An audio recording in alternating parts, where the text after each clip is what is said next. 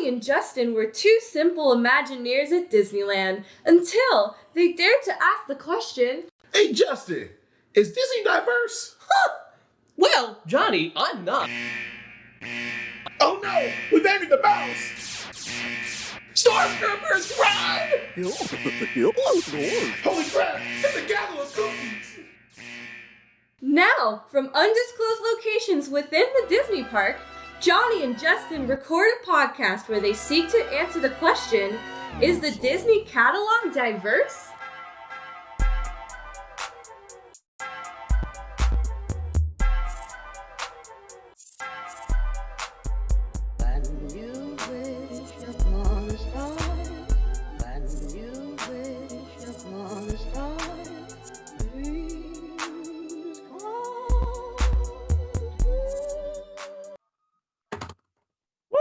What's up, everybody?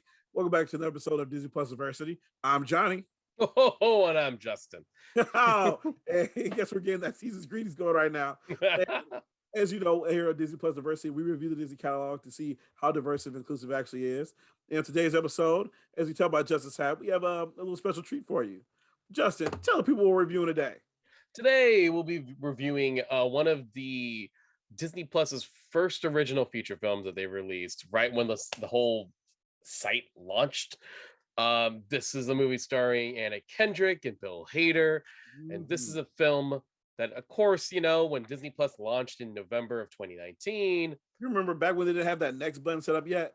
No, when the show stopped, you had to go back to the show's list. They could say we're there. They still won't caught up you have with their tech.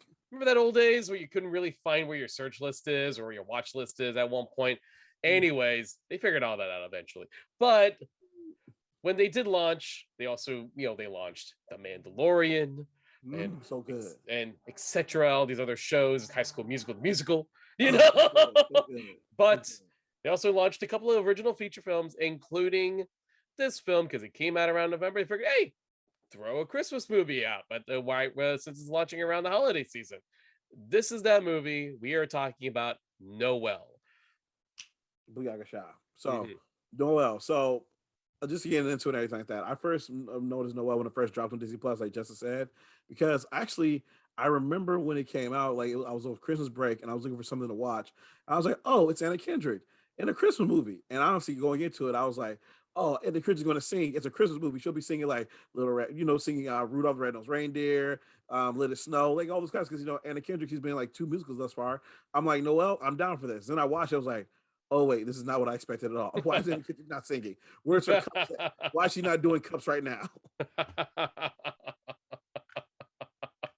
You did not get a musical starring Anna Kendrick. No, you did not. You got some singing. Let's be fair. There's some singing. It's not devoid of singing. There is some singing. So when you first hear about this, Justin? Honestly, it was one of those things where like trying to see how I felt about Disney Plus as a whole. And the trailer did pop up, and I kind of just was like, I guess was my reaction. Like, it seemed like one of those things where, because like the whole point of the Disney Plus app was to show like, hey, it's not just, it's not just our old stuff, or a couple of new TV shows here and there. Like they were trying to really say, hey, we have like big budget looking feature TV shows that could have been playing in the theaters if we wanted to, but we decided you guys get it exclusively on this app. And Noelle, to me, looked like one of those things where it was probably going to have a theatrical release. And then Disney was like, hey, nah, put this on our new app. Put this on Disney Plus. That's my theory. That's my theory. I don't think that was... No, there's no real history on that, but I feel like someone went, hey, that would be a good holiday movie. And then Disney was like, what if we make that as the launching film, one of our launching films? Yeah, I can see like when the script rolled out for it, people were like, they saw the script and the premise of it, and they were like, oh, we can put this in theaters. But then they were like, then they read the script, shot the movie, and like, put it on the channel. Just put it on the channel. Put it on the channel because probably for one reason or another. Also, they like Disney Plus was like in hunger for like content to release, So I'm sure they looked at that and went, hey, put this on the thing, put this on the app, put this on there instead. So here's the thing though. Johnny, I want to call you out on this. Wait, what happened? What did I So, do? What did I do? It's so Spider-Man week. no, Why are no, you ruining no, this week for me? no. Here's Why the are you thing. ruining Spider-Man week? Here's the My thing. last name is Parker. Don't do this. I almost got called to the universe as well. I was like, oh shit, what up? So here's the thing.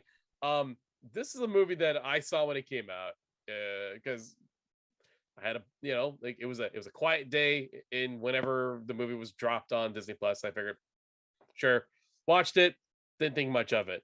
And when we were talking about doing our show and getting the show ready, you brought up, hey, have you seen Noelle? And I went, I did. Yeah, why?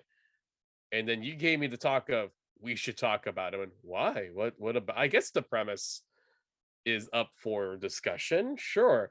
But you had I'm going to kind of play your card out a little bit if you don't mind.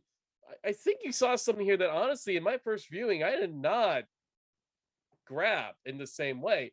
So Johnny, go ahead. Tell the viewers what were you thinking about when this film was done and over with, when you finally watched it? Full transparency.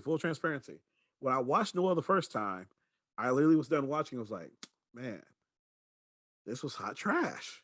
Mm-hmm. And I was legit kind of like, oh, did not enjoy this. And I called Justin, and I was almost ready to say, we need Disney Plus Diversity, and we need to do a Christmas in July episode just so we can talk about this hot garbage here. Yeah. However, I had to watch the movie again in preparation for the day. Mm-hmm, mm-hmm. And as I watched the movie a second time, I was like, oh man, this movie's actually kind of good. Actually checks a lot of my boxes. It actually does the Lord's work here. I was what? This is so fascinating to me, because like I've never seen you do a hard turn like that.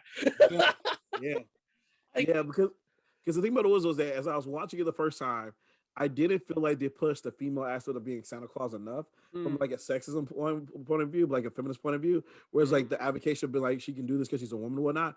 However, upon the second viewing, it was like, oh snap, it actually is there.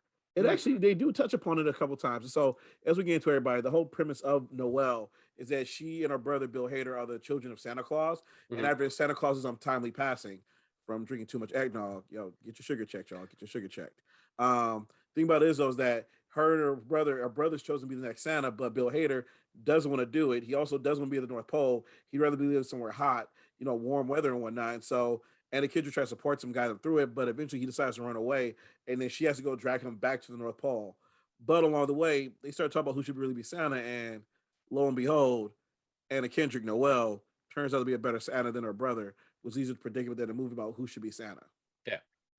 It's interesting because like I think when like I saw it last year, I think part of me feels like I get it. Like it's like that's kind of like where we're like the premise sounded like I get it. That's kind of a neat idea. Like what if we're always saying, what if like Santa, what if the Santa legacy, which is like I think a popular thing that anyone who does a Christmas movie goes, okay, how are we spinning Santa Claus?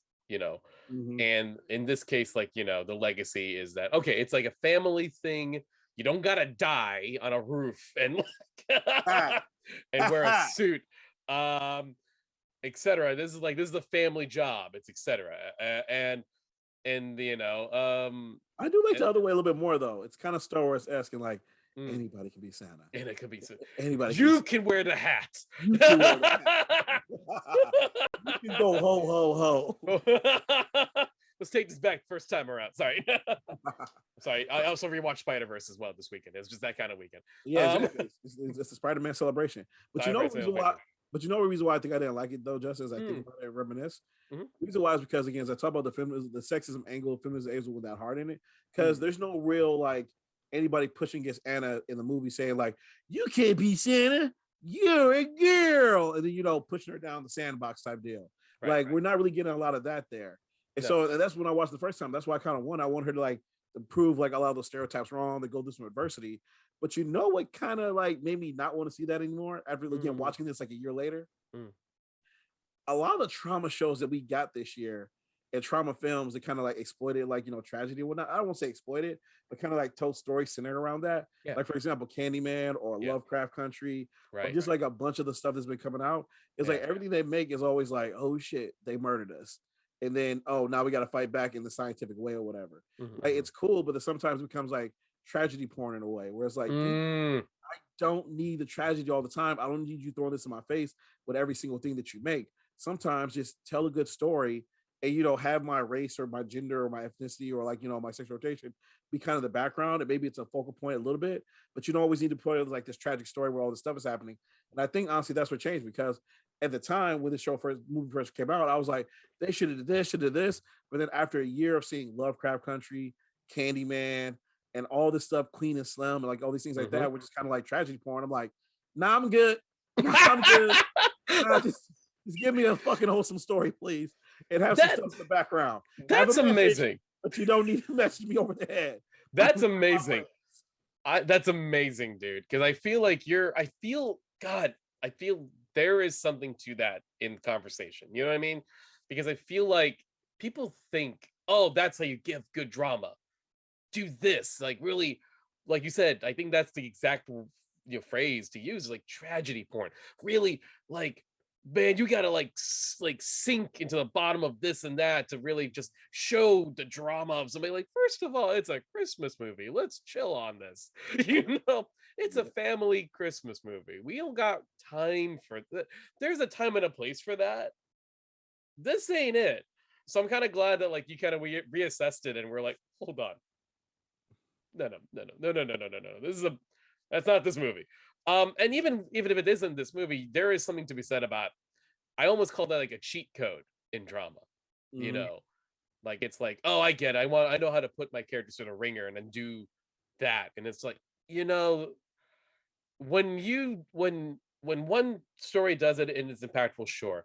But when everyone does something like that or kind of plays in that same trauma or similar, like it's exploiting on trauma to a degree, how original are you coming up with your drama? No, exactly. Because on one level, you look at when one show does, it's like, oh, cool, you're being revolutionary. You're exposing people to a history they didn't know about. But then when every single show starts doing it, when every single movie starts doing it, you start to get burnt out. And also you start to water down the message a little bit too, where all of a sudden, like the movement or the message you're trying to get across to people is becoming less impactful. And it's something to say for tack. But that's the interesting thing about this movie too, though, because this movie is written and directed by a man. His name is Mark Lawrence. And so Mark Lawrence has worked on a bunch of cool stuff. But the thing that kind of went to my mind is, so let me ask you this: if you think this movie was directed and ran by a woman, you think it would have had more of these elements in it? Whereas, like, because throughout the movie, Anna Kendrick's character, and we'll jump around, y'all. Anna Kendrick's character doesn't really run into that much conflict about being Santa. It doesn't come into play until like literally like the last maybe like 20 minutes of the film, where she's like, "Oh, you could be Santa." And maybe like 3 people speak out against it, but after that, it's like, "No, you girl, you were born." It's like you were the chosen. And so no one really puts it back. But totally do you think that this had been directed and written by a woman, do you think maybe they would have like brought those elements in? Because just be honest though, like it's 2 people of color. If you're telling the life story of Johnny Parker or Justin Quizon, there's going to be racism there. There's going to be like you have to overcome. Now, will it happen to us every single day? No. But maybe if we're going for a big life-changing position, we will have to do something like that. Like think about it. You can't tell the story of Barack Obama becoming the first Black president without telling all the conflict he had to go do to get there. That's a very good point. By not putting that stuff there, are you watering down the story too much? Or are you doing what we're saying is like, no, you're kind of keeping it light because of the holidays and whatnot. So what do you think? Sorry to do a lot. That's a really good point though. I mean, like you're right. Like it's I think your Barack Obama example is a great point to that. And here's the thing, right? Like, well, how deep do we really go with a movie about Anna Kendrick becoming Santa Claus? And I feel like I'm of 2 minds of that, because I feel like if you wanted to spice up the story and add even more of a conflict, maybe you could have added that a little bit more. And maybe if it was a woman who wrote it or wrote and directed it, or wrote or directed it, maybe that would have been there more organically. And I feel like that's the case when you get, I looked at this writer's other work, and I kind of see, like he is kind of weirdly like into kind of like female-led movies, like this guy wrote and directed Miss Congeniality. Music, Reality too. Miss Congeniality too, of course. Music and lyrics, a lot of romantic comedies. A He lot of really Sandra liked. Bullock stuff too. What's up? A lot of Sandra Bullock stuff A too. lot of Sandra Bullock stuff, and I almost feel like that's probably a sign that hey, he had some good influences with the stuff that he's working on. He's interested in a strong female perspective, but of course he's can only take that so far, being a guy.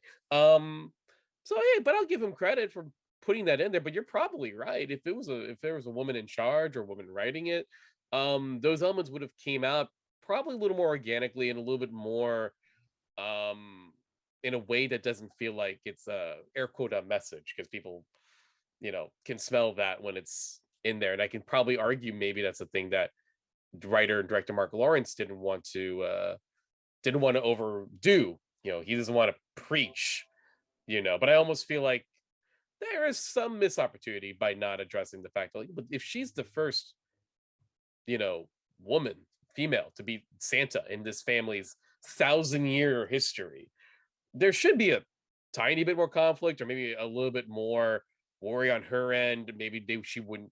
It's something she clearly would want, but she doesn't figure. Well, I can't do it. And they address it a tiny bit, when she's, at the end of the movie. Spoilers, FYI. At the end of the film, she's talking to her mother, and her mom is saying, she talks to her mom and her mother, and she's worried about her, like, saying, but what if a kid sees me and goes, but you're not Santa? Because yeah, rightfully so, we as a public know Santa is a big jolly dude with a beard. A dude, more important, at the end of the day. A white dude. A white dude, exactly. And so it's like, she brings it up once and then, points out, her mom points out, oh, you'll, like blah, blah, blah, Christmas miracle, etc. I'm shortening it, but you get what I'm getting at. It's a little bit there. And I guess the question is, how much can you put in there without feeling like, hey, what movie are you making? But there is some argument to be made. Maybe a little bit should have been in there, But I think that's the thing was we talk about this, and that's the reason why we do the shows, because I have these conversations. Yeah. Because again, we're both creators from a creativity standpoint. It's like, how heavy-handed do you need to be here? Because again, you're telling the fictional story of Santa here, and you know who Right. your audience is for this. It's families, it's kids. If you're actually trying to get a message across that a woman can do any role, you might not want to be that heavy-handed with it. You might want to be kind of like, at the same time, you might not want to be too heavy-handed with it, because that could turn people away. But by being kind of more lighthearted with it and sprinkling these aspects of it in, it makes it a bit more real. Because that's the Yeah. whole conversation right there of saying, when a kid sees me says you're not Santa, that was a real moment. That was a Yeah. proper moment that stood out to me too, because it started making me think, like, what if I was like, again, what if I'm like the first Black Santa, and I'm Mhm. like, Justin, what do I do if they look at me and say you're not Santa? Yeah. And then I'm also, but Justin, what if I do if they say you're not Santa, and they also call the police? You're like, run, Johnny, run, get the fuck out of there. Hold on. I was like, Oh, stay. well, Johnny, you have to run, sir. Johnny, get the fuck out of there. You We're better trying to get the turn you hell, into a Johnny. You hashtag. better get the hell out of there, sir. That's why I'm doing an elf thing going on right now. That's why I'm lowering myself. Thank you, Elf Justin, I'm out. But that's legit though. And I don't see, again, like, if you were to make this film again, let's say again, you flip the reverse, you do a first Filipino Santa, Yeah. first Black Santa, etc. Yeah. Have fun with it. You don't need Yeah. to take it seriously. And so I don't see, like, with them maybe like taking a little bit more lighthearted, it actually may kind of work, because again, that real moment that, like, when a kid says you're not Santa, what does that mean? Because all right, we don't want to spoil the ending, because there's something I do want to talk about that happens after that though, that kind of like rectifies everything. But maybe we should start at the beginning though. So let's talk about the characters really quickly. So what do you think about the characters we met here? What do you think about, like, Noelle and Bill Hader's characters, the two kids of Santa Claus? I feel like I don't know about you. I like Anna Kendrick, and so for me, Anna Kendrick's Noelle performance is one of those. That's kind of like 90% of the work. Like, if you like Anna Kendrick, then yeah, no, that's an easy sell. Like, she's very funny, she's very charming, and like, the character Noelle is. She is one of those things where it's like, yeah, I get it. Cheery. She's Christmas. She's happy. She sings literal Disney music coming out of her mouth. And there is, it's a pretty not a particularly deep role, but you get the whole, like, I get it. Like, it's one of those. I will say that with Kendrick is that, like, if you're telling me that Anna Kendrick is supposed to be like the heir apparent to Santa Claus, and I watch this movie, the answer should be I should believe it. And Mhm. watching this movie, I'm like, I believe it. Yeah. Yeah. Yeah. How about you? Did you ask if I like Anna Kendrick? Or about the character of Noelle in general. Oh, okay. Well, if you Yeah. wonder if I like Anna Kendrick, my reply would be that I got my ticket for the long way round. Keep on whiskey for the way. And I sure would like some sweet company. And I'm leaving tomorrow. What you say? When I'm gone. When I'm gone. You gonna miss me when I'm gone. Sorry. That's okay. It's okay. We got two music episodes back to back. It looks like. But no, love Anna Kendrick. Think she's dope as hell. I love the character she plays because she doesn't play your stereotypical like damsel characters in a way. She always Yeah. plays like strong characters who are like growing and nurturing in some way. And honestly, here I like her character of Noelle a lot because it's funny. Like, as we talk about Spider-Man, we've talked about that. Ghostbusters recently dropped about a month ago, and I went to go see Ghostbusters, and Ghostbusters was the shiznit. Fire. But here's the thing, though. Little Egon Spengler, the daughter of Egon Spengler. Yeah. The thing about it is that she's a genius. She's a child prodigy. She's in there Reed Richards level, like trying to build stuff, doing all these things. She's a Steve Urkel of Ghostbusters. That's how smart she is. Now, the thing about it is, though, is that that's a dope representation. Noelle's not that, though. And I like that Noelle isn't that. Because in our spectrum of seeing different female characters, and same things when we talk about black characters. Like, I hate when every black character that they show up is always extraordinary. I'm like, some of us are fuck ups. Give a fuck up with some screen time. That shit's hilarious. That's how we got Smokey and Friday. A fuck up around sometime. And so Anna Kendrick's character, she's not again the brightest bulb, but at the same time though, she's got a good heart. She is an heiress, so she's kind of spoiled us away, but she also cares about her family. She's what we call a balanced character. Yeah. Because of that, I'm endeared to her. There are things she does, I'm like, the hell you doing that? There's other times like, man, this girl funny. Keep her around. And so the thing about it is that like you love to see that journey because she goes on her own personal journey about discovering who she is throughout the course of the movie, and it's actually a cool journey to go on. And Anna Kendrick does a great job in the role. No, I totally agree. How'd you feel about Bill Hader? I generally like Bill Hader, but I do kind of feel like Hader is asked to do kind of the bare minimum in this one. Nick does disappear throughout the majority of the film, and I almost feel like maybe Bill is just a little too old for the part. Like I almost kind of feel like if he was like maybe a couple of years older than Anna. Okay, this is the crazy thing about it though. I totally agree with you. Because when I look at Bill Hader, like I'm sorry, Bill Hader, for watching this. You funny as hell. SNL run is dope as shit. You the man, Bill Hader. Yeah. I love Bill. I want to be clear. I'm on that train too, but go ahead, say it. But here's the thing though. So when I agree with you, it's like Bill Hader, he just looks so much older, right? Yeah. Here's the thing. Bill Hader's only 43. Yeah. And Kendrick's 36. Ooh. So that age gap is actually not that big. Oof. Which is like they could be brother and sister. On paper, this works. Visually, though, they've had different life experience. I will give Bill Hader some motion I'm right in the middle of those two ages. Sorry, Bill. I love you, Bill Hader. I don't want you to know that. But yeah, he's got mileage in his eyes. He does. He's definitely seen some shit. But I think that might be the only thing is that like, and also I don't think they use Bill Hader to his best ability here either. I agree. Because Bill Hader is a comedic genius. I give all respect to him. You see his show on HBO, which is called Larry. Anything about Izzo is that like he's funny as hell. He's again a comedic genius. You see that from his SNL, everything else he does, but you're not really giving him the range right here. Yeah. So if you're not going to like let Bill Hader be Bill Hader, you could replace that with somebody else. I agree. I 100% agree with that. I'll go. I won't say too much along, but I'll say I've always been a Shirley MacLaine fan. Love Shirley MacLaine. Like they knew what they got when they got her to play Elf Polly. Perfect. I will say if I have any criticisms on characters straight up, I will say Billy Eichner, who plays Gabriel Kringle. So here's the thing. I think Billy Eichner is like you got to point him in the right direction. Because when you point him in the right direction, dude's hella funny.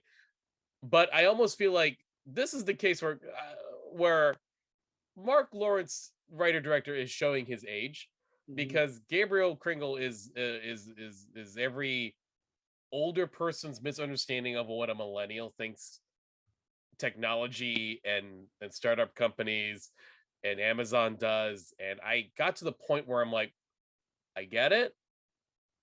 I get the joke. You are definitely running with this way too long. And it's now coming off as just a really old person writing what he thinks is tech bro shit. Yeah. I I liked a little bit of it because it's just be honest with you, as somebody who works like, for example, in education right now, Sure. there's a lot of saying we need data in education, which is good to some degree. But a Yeah. lot of decisions are made by like data. So there's that point where Billy Eichner saw like, well, only about 2,600 kids have been good. And according to the charts right here, and I'm like, oh shit, I've been in staff meetings like that where they've broken down numbers. It's like, oh, this is dumb.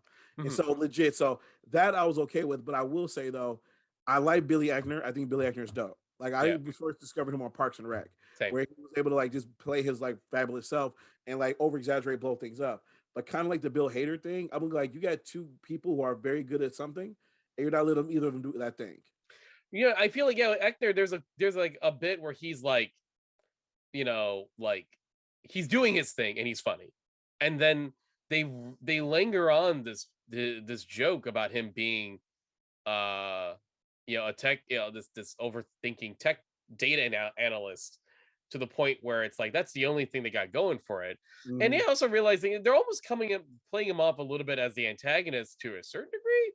And it's kind of weird that yes and no, like he is making bad choices as Santa, like awfully terrible choices, but also it seems like he didn't get any real like repercussions for that. And then also like all that we've really seen is just him saying, here's my dumb idea, and then everyone in the town's going, no, that's bad, don't do that. But I'm doing it. And Yeah. that's the extent of the gag, and they do that like 5 times. No, exactly. And then here's the thing, like, and I feel like with Bill Hader and Billy Eichner's character, their whole point is like they're capping the market. So when people see this, so like when somebody's Mm-hmm. watching this movie, like, oh, it's Anna Kendrick. I like Anna Kendrick. You're gonna watch it. It was like, oh, I've seen Bill Hader before. He's funny on blah blah blah. Let me go and watch this. Same thing with Billy Eichner. It was like, oh, Billy on the Streets. I know what that is. I'm gonna go and Right, check this out or whatever. right. But it just feels like you cast these people because of the celebrity, Right. not because of what they actually bring to these roles, which is a problem. Mm-hmm. Anna Kendrick, she's versatile. She got the job done. Bill Mm-hmm. Hader and Billy Eichner are two comedians who you gotta let them be funny the way they be funny. Yeah, Otherwise, they're just here taking up scenery, which you felt a lot of times. I agree. And I will agree, Shirley MacLaine, she's good at whatever the hell she does. Like, yeah, she just showed up, was like, again, that's her pitch hitter there. I was like, what we doing today? I'm playing an elf. I got this shit, flicks a cigarette, goes and knocks on her seats in one take. And she's that fucking dope. Like, I love that thing. She's like, you're not what I expected. You thought elves was supposed to be cute? Nah, bitch. They look like me. We seen shit. They're like, damn. All right, El Polly. All right, dumb. But again, she did a great job. But everybody You did a else, great job. again, they tried and everything like that. But Yeah. Billy and Bill Hader have some of the most screen time here. They probably could have done a better job by those two guys by probably just recasting them or Mhm. going back and retouch up the script and actually just give them Mhm. improv time. I feel like if you would gave Bill Hader and Billy Eichner just like, hey, read the lines, now take some scenes of improv and see what you come up with. You know, it's the mouse, so just don't cuss, but let's see what you got. I agree. No, 100%. Now moving on, let's talk a bit about the character of Jake Hatman, played by Kingsley Ben Adir, the private he's the private eye character essentially. And again, it's one of those things where I don't know how you feel about him. I kind of felt like you do need a character that's like the skeptic, the dad character or the parent character in a Santa Claus movie that challenges with Santa.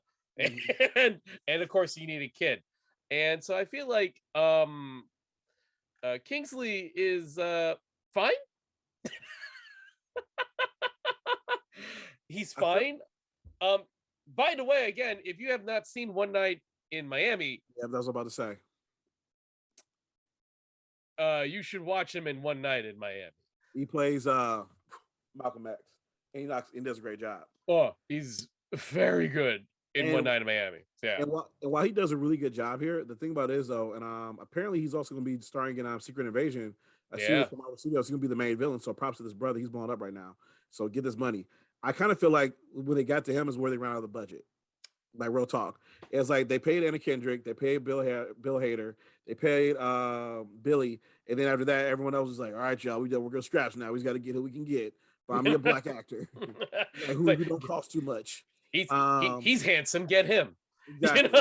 He's British. They all can act well. Get him. Right.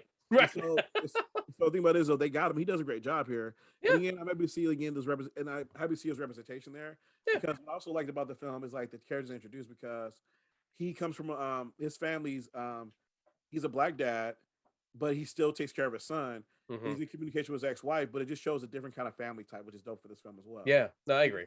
This film does a good job of like showing different types of characters who aren't your stereotypical characters you would always expect. Like they also meet like this little deaf girl who again you see somebody with a disability here, which is also on screen, and she's homeless. Her and her mom are living in a homeless shelter and everything like that. And so when Noelle runs into her and Noelle's telling the people what they want for Christmas, she's like, all I want for Christmas is my mom to get a job. Yeah. And that's some heartwarming stuff right there. But what's really cool about both the situations that we see with like that little deaf girl and with Kingsley's character is that these are just more like real people. It's not your typical Disney film where it's like, oh, well, I'm trying to figure out what to give my son the perfect gift. I just don't understand kids and blah, blah, blah. It's nothing like Jingle All the Way or some bullshit like that or whatever. Yeah. Get an iPad. Or they get want an iPad. But no, it's more real. And it's like, nah, people are suffering out there. People are going through some stuff. And it's like, and we need to consider what Christmas is and it takes from a real perspective. Like at the end of the movie, Noelle has to make a speech to prove that she's Santa. And she says one of the dopest lines. In the speech, she says, up here, we think Christmas is about celebrating, having a good time. But for some people out there, Christmas is a reminder of what they've lost and what they don't have. Yeah. And that's true. And it's like, that's some real shit that we think about today. Like, not everybody can afford to fly home and be with their family. Not everybody has a job during this time period. For some of us, we've lost loved ones this past couple of years. So when Christmas comes around, it's a reminder of what we lost. So sometimes when we go to these holidays, they're more important than ever. But we really got to think about what we celebrate and how we're like supporting other people. And damn, that's a beautiful ass sentiment to get from a Disney movie. Yeah. No, I agree. And especially because it's like, I get it. Like Christmas movies are easy. You know what I mean? Like you make a movie about Santa or whatever, and they're almost like, it's like almost like doing a horror movie to have it come out in October. It's like, look, I get it. You can make them quick, you can make them easy, they're easy to sell. People are always in a hunger because they have to watch something, they want to watch them with their family. But it's also one of those cases where it's like when you get a chance to do a holiday movie or Christmas movie, you also, I feel like it is your chance to kind of go, okay, where do I do the holidays mean this to me story or the speech? And I feel like this one you just mentioned, yeah, it's nice to kind of see it's coming from a point of a character. It's a character-based speech, right? Because she's come from, let's just say she's come from privilege. Daughter Santa Claus, yeah. Yeah, she is literally she's literally an heiress. She is Kim Kardashian. She is Paris Hilton. She is that. She is that. And she got to be among the people and understand another side of the world that they live in. And I think there is something kind of sentiment around a holiday movie. I feel is it's part of the deal. You're allowed a cup of sugar to watch while watching these movies and to be a part of the saccharin. And so I feel like this speech is a nice case of like doing that, still kind of being a little more informed though than usual, and still having something to say without feeling like, hey, we're shoving a message down your throat. No. So I agree. I think it's a nice speech. It's really nice. It's really powerful. She does a great job of saying it. There ain't nothing wrong with that. Also, there is some kind of fun about having characters who are from the North Pole hanging out in like a hot ass state like like Arizona. And also, it saves you a budget on snow too, so that's awesome. Yeah, for sure. What was the name of Noelle's little reindeer friend again? Oh, Snowball. I like Snowball. Just in general. Snowball is a cute character. I'll admit to that. So in terms of in terms of the message of like, is Noelle in terms of like, in terms of like, sorry, I'm losing my track in my brain for a second. So in terms of like, kind of like looking at this story as a whole, as like it's about the next Santa who ends up being this woman. It's interesting that it's like I'm kind of glad that we're at this whole examination of pop culture stuff overall, that even in a movie like this, where let's just play this question of what if a woman became Santa. It's almost kind of is the part of this continuous discussion of re-examining everything we know about pop culture and asking what if a woman was the lead. um like, how do you feel like, look, we're two men, so we really can't really, we're probably not we're not really the right guys per se to ask how we feel about it, but I almost feel like, like, there is something to that. It's been a thing that I feel like now everyone's trying to uh make that their focal point, and I feel like, personally for me, it's like good, you know um and we need to start shaking up our thoughts on this. I don't know anything you can kind of add to that.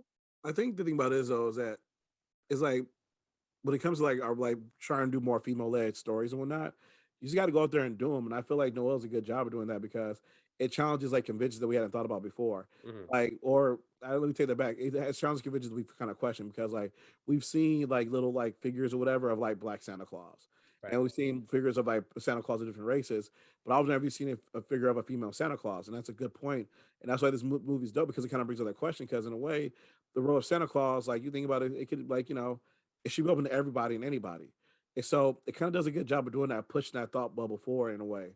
Um, and all in all, I feel like the only thing that kind of brings me to mind with this movie, because it passes all my tests, it passes the Bechdel test. Yeah. Because there are plenty Yeah, of for times where sure. women having conversations about things that aren't just men. Granted, it gets kind of close sometimes where their mission is to find Bill Hader's character. That's where things get a little bit dicey though, because that's like the whole mission of the film. But Hmm. then later on, they have conversations about what it means to be Santa. So that kind of comes full circle there. But yeah, they finally do get there though. And we have characters of color telling each other about things that aren't white people. So it passes by the wire test. Hmm. The only thing I would say critique is going behind the screen. I would like to see a co-written or co-directed on this by another Right. woman. Because again, that question we brought up as well is like, are there things you're missing because you don't have a woman in the writer's chair and the director's chair here? That could be addressed if you just brought a woman on as co-writer to have maybe clean up the script or give you some input or something like that. Like I'm sure it's Disney, so I'm sure they tested this movie, they tested the script with people, but a lot of times you need a female's perspective in the writing of it and putting things together. So that might be my only place where I feel like I could do like a better job is bringing that in behind the scenes to like make it may bring more cohesiveness to the story. No, I agree, and and like I said, I feel like because it's just Mark Lawrence is the only credited writer, I do feel like if there were any writers that were women that we don't know that did doctor work or whatever. Yeah, Oh, and go ahead. just to be clear, me and Justin know how the Hollywood system works. Yeah. We know that before a movie comes out, it goes to 5 or 6 or 7 writers. They're Right. not all credited on the final product. Right. What we're talking about here is it may have gone by a female in hand, but Hmm. that's one of those times where you put that female's voice and her name on the script and Hmm. on like the in the credits, so that way we know that. So that way, okay, we know you did the best possible work you can do with the story. And That- also keeping in mind, like, even if a woman did take a hit stab at it, it wasn't a significant amount of work that the WGA, the Writers Guild of America, thinks is enough to credit that writer. yeah, So if yeah, there was a prominent female writer who was a part of this movie that definitely was allowed, that definitely would get the credit, you know, then yeah, then me and Johnny can have, like, okay, we have a better leg to stand on in terms of these questions. Like, but like a recent example, like there's that film that just came out last night in Soho, that's directed by Edgar Wright, and he made sure this is like Edgar Wright's first female-led movie, right? But he made sure he got a female co-writer to mhm, work on the script with him, and that, beyond the fact that, like, this is a writer who wrote 1917, so she's pretty good at her job. It's like Christy Wilson Carnes is this co-writer, but also just ensuring that Edgar had an authentic female co-creator to make sure that the female leads feel right, yeah, you know, and aren't written in the perspective of a man, which is who Edgar is.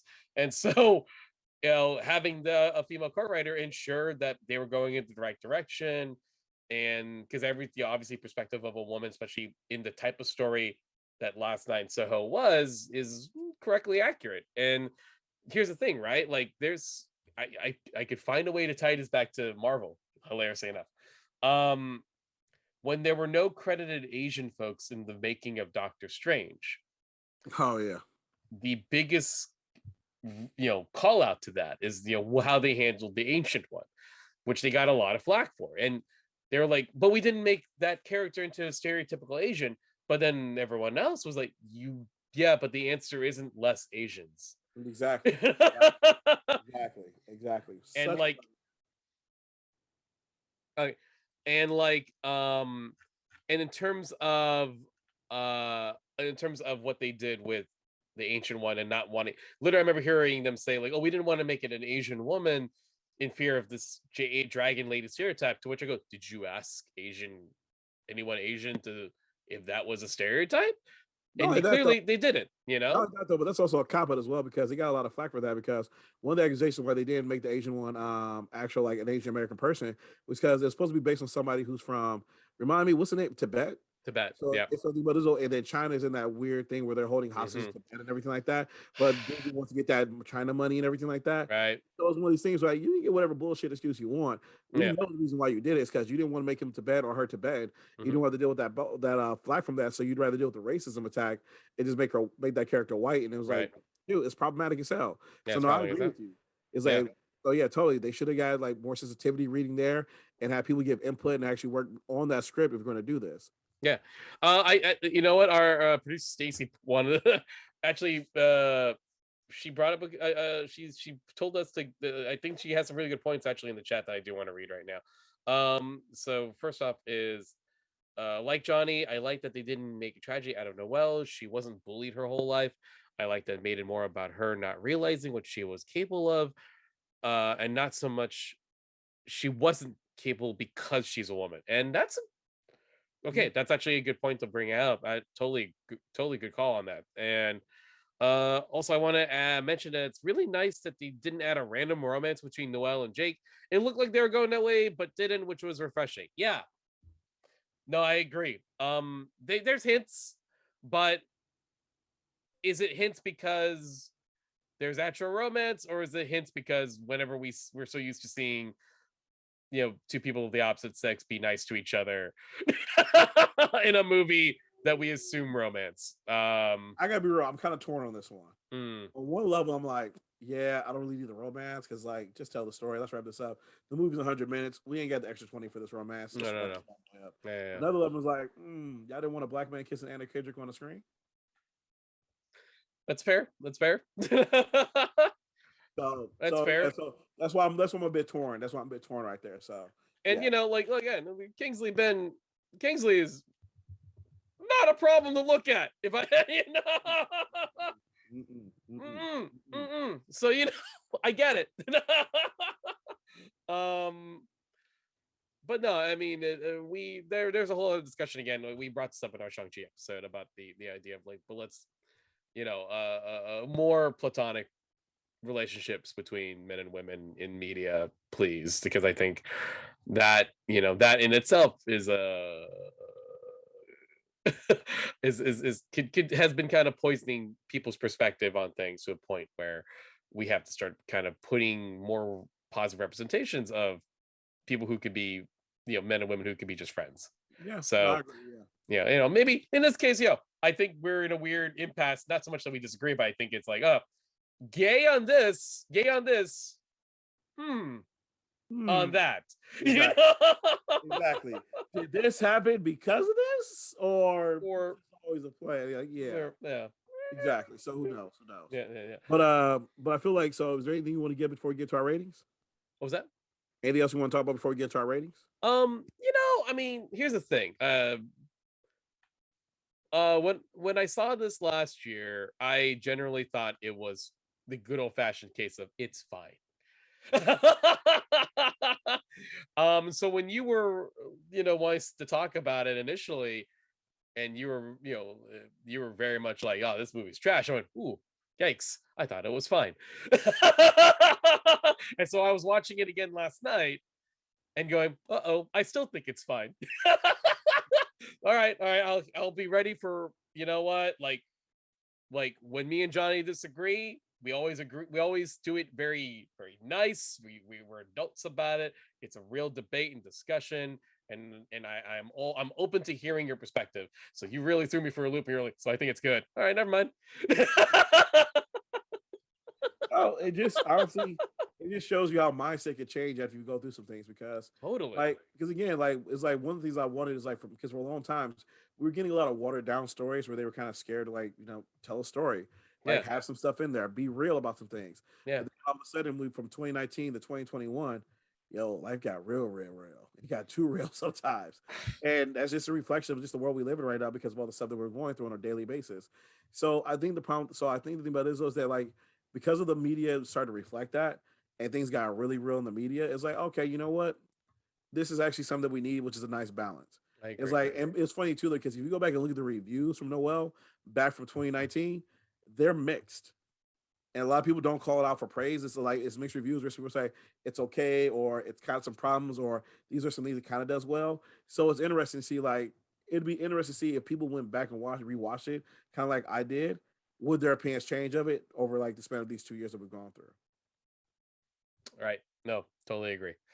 Okay, so now we're moving to our rankings here on Disney+Diversity. As you know, we rank the Disney catalog as one of 3 categories. One being woke, meaning it's diverse, inclusive, and progressive, moving things forward. Waking, which means, hey, it's doing a good job, but it's got some problems in ways. Or sleep as shit, where it's like, oh, this shit is racist. More racist than 16 Candles. You know what I'm talking about. Oh, I know what I know what you're talking about. Bullshit. Oh, all right. good. So if you can, go ahead and drop in the chat. Let us know what your ranking is. Is it woke, waking, or sleep as shit? And me and Justin are going to write ours out right now. Anyway, probably can't sing that one very long. Oh, I see Johnny's left to grab his.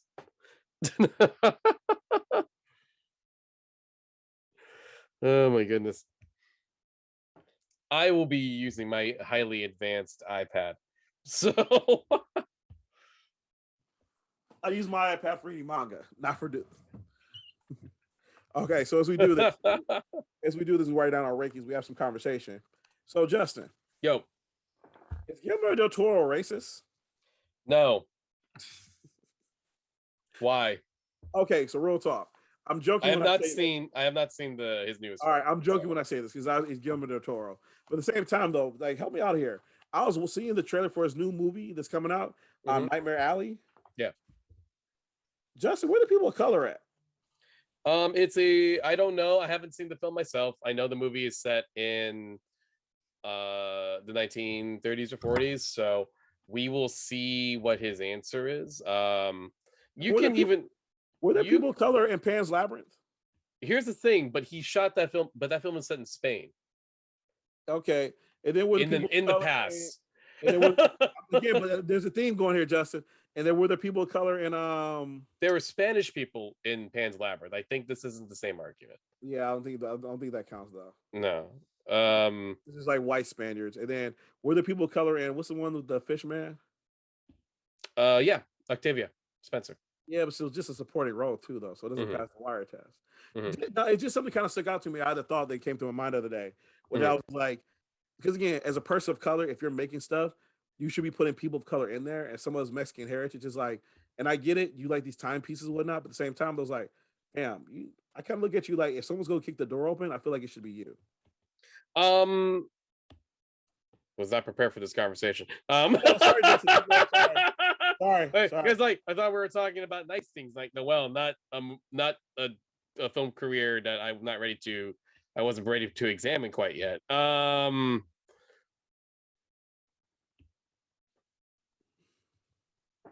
I think these are fair questions to ask. That's not the problem. But I am at that like kind of weird like, I don't know how to answer that right now. All good. I kind of took you by surprise with that one. Yeah, it's kind of like how I feel like about like M. Night Shyamalan for the same reason.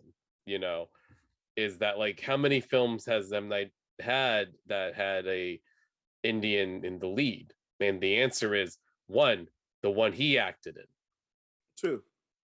Oh, what's the second one? Avatar. Where? Last Airbender.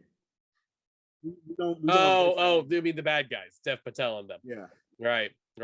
See, my brain went, Johnny, you know that Avatar is one of the most criticized things about being the most whitewashed thing he's done. Oh no. Oh, right. No, Dave it's Patel. terrible. No, Dev Patel. You're right. Yeah. It's one of those things where it's like, let me get this straight. You Asian washed a race of Asians to make them another race of Asians. That's yours. And then and you made the villainous race your race. And you made the race that was clearly based upon Japanese culture. Or Tibetan or Asian or just general Southeast Asian or East Asian. And then the culture that was based upon maybe like Indian culture or anything like that. You made that kid white. Damn it, man. Damn it. Oh no, I mean, yeah. So that's a debate for another time. I will be happy to do on this show. You know what? Like when I look at Guillermo del Toro and I look at M. Night Shyamalan, I look at them. They from the hood, they people of color. I think they black, but they just go out there. There is a black Spider-Man. Oh, I'm sorry. That's my favorite thing. Side note, I can't. I don't want to say anything. Don't want to say anything. Spoiler. In case people haven't seen it. That shoot, I really want to go further with that joke, but I can't because I really want to talk about that. Next time. We can just have a regular talk and not air it anywhere and just talk about Spider-Man. Okay. All right. So we're gonna put our ratings on the screen. Okay, we're gonna reveal it to the camera on 1, 2, and 3. Oh. I said whoa. Oh, I said waking. Okay, all right, interesting. All right. Interesting. All right, Justin, why'd you say waking? Funny enough, sir, you're to blame for that. Now, when you brought up the analogy of Barack, if you're going to do a story about the first Black president and not include any conflict, what are you doing? And so that's why I was like, I kind of was taken aback by that. And I say waking, mostly woke, a little bit waking though. And I gave it the waking one. And part of me feels like, yeah, I get it. This is a holiday movie. It's a Christmas movie. We're supposed to have a little fun like times, and can hot cocoa and marshmallows and not overthink this kind of movie. Totally fair. Peppermint sounds amazing, by the way. Yeah, honestly, for reals. I'm kind of been craving that for the last week or so. So listen, all that's great, but there is something to be said about like showing the ramifications and the big the big seismic change of the first woman Santa.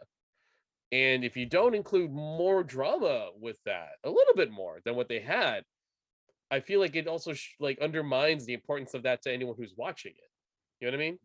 Including children, and especially if you want, for a holiday film, yes, fun, happy times. But also, if you want to do a story where it kind of enriches the kids watching it and be inspired, and want to move forward or feel like, oh, hell, if Noelle can be Santa, then I can be whatever I want, and a little more struggle to that end game probably would have made that story a little bit more enriching. And it's at the end of the day, I get what movie they were making. I understood the assignment, but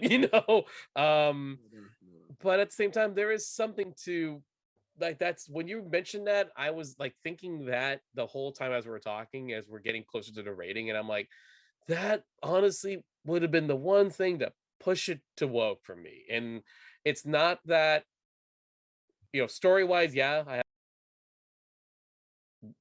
to different people of genders and colors, etc., to show that like there's, you're going to struggle for what you really want, but at the end, but if you are actually good at the job that you want or the thing that you want to do, you will be rewarded with it, but you're going to struggle a little bit. People are going to doubt you. People aren't going to be sure about it. You aren't going to be sure about it. You're good at it, you know. Yeah, And I feel like that little bit, just that tiny bit of that more in that movie would have pushed that to woke. I agree. Johnny? With you. And I hear you, and I agree with what you're saying. And I think for me, the reason why I gave it woke was because, like, one, it passes the Bechdel test. Yes. Granted, it is problematic for maybe the first like 2/3 of it, Mhm. where the whole thing is they're trying to get Bill Hader to go back and be Santa. But for the last like 1/4 of the movie, it's about her embracing the role of being Santa. And so the thing about it is that like that is the kind of thing. And you might even make the argument that her whole reason for going to get Bill Hader isn't to get Bill Hader, it's to save Christmas. And so everything she's doing is more or less to save Christmas, not her brother per se. Right. So there's an argument to be made there. And then I hear you because again, I'm the one who said the Barack Obama analogy, so I totally get you and everything like that. But also think about, for example, Into the Spider-Verse. We never rated Into the Spider-Verse, but if we were to rate that, I'm pretty sure both of us give it woke. But nowhere in that movie do they acknowledge that he's the first Black Spider-Man. No. It's because you don't kind of need to do that for that movie. And so I think that's the thing with this first Santa Claus there. You're right. You do need to acknowledge it though, but it's about how you did it. And I think they did it kind of okay because at the beginning of this podcast, I started talking about that scene where she says, like, when we talk about that, where there's that quote was like, what happens when someone looks at me and says, but you're not Santa, because she's a woman. And then we saw that happen where she goes on this one shoot. And again, this one French kid's like, you're not Santa. Santa's not a girl. And then she literally sicks the dog on her. We're like, what the fuck is this? Is this 1960s in the South? Gosh damn. Is that the Klan? Is that Santa? And so the thing about this is that like that happens. But then what happens later on? She goes to that foster shelter where the little deaf girl is there. And then she goes through there and everybody's like, hey, Santa.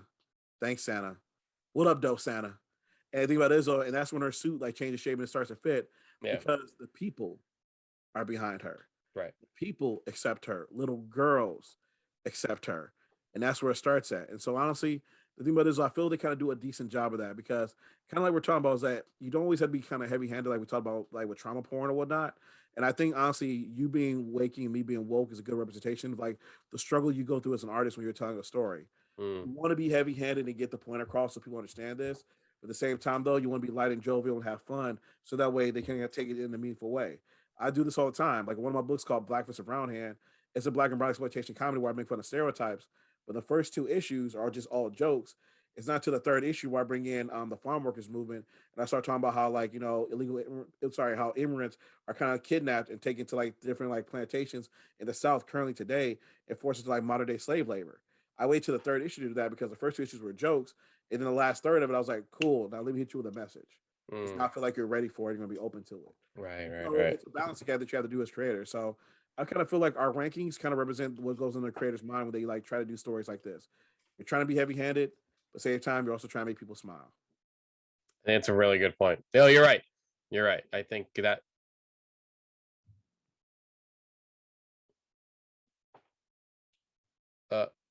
Johnny? Shoot. Ooh. So I think I found the light, but not in the way I want it. Oh gosh. So don't forget to like, share, and and tell everyone else. Follow us on Instagram. Johnny, run, Justin, run! I'm trying. Ah! Mute on.